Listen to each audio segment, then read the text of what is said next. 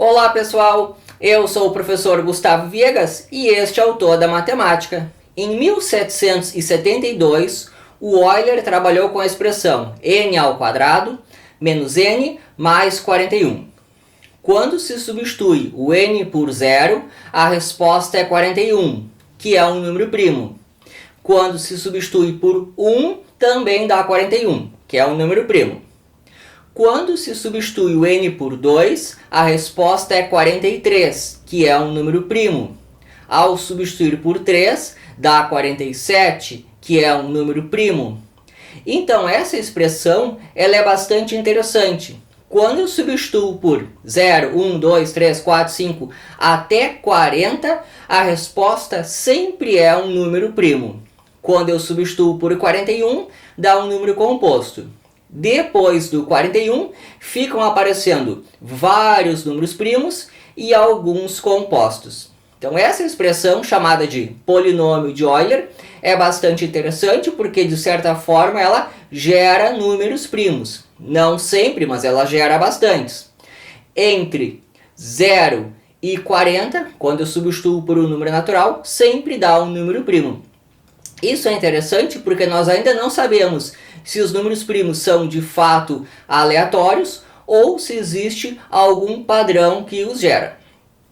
Em 1932, o Clauber construiu um triângulo, esse que aparece aqui, aumentando bastante a quantidade de números a serem trabalhados. Aqui os números primos aparecem em escuro e os números compostos foram retirados. E de uma maneira bastante interessante, aqueles mesmos números que o Euler obteve aparecem alinhados. Então esse é um resultado que não era esperado, porque quando você trabalha com números talvez aleatórios, eles não deveriam ter um padrão de alinhamento. Em 1963, o Ulam estava numa conferência. Ele não estava gostando muito ali das palestras, pegou um lápis e papel e começou a escrever os números num formato de espiral. E ele observou que os números primos apareciam de certa forma alinhados. Aqui eu tenho uma figura bastante ampliada, trabalhando com números de 1 até 40.000. Os pontos escuros são números primos, os números compostos foram retirados e é observável a quantidade de alinhamentos de números primos que aparece aqui. De novo, isso aqui não era esperado. Quando se trabalha com números que são totalmente aleatórios, esses alinhamentos eles não aparecem. Então isso de alguma forma sugere algum padrão que venha a gerar números primos. Mas é um problema ainda em aberto, não se conhece a solução. É interessante quando se começa com o 41. Então eu vou formar aquela mesma espiral, só que a partir do n igual a 41. Aí é mais interessante ainda, porque aqueles números que o Euler achou aparecem todos eles dispostos numa diagonal. Então esse tipo de alinhamento também não era esperado.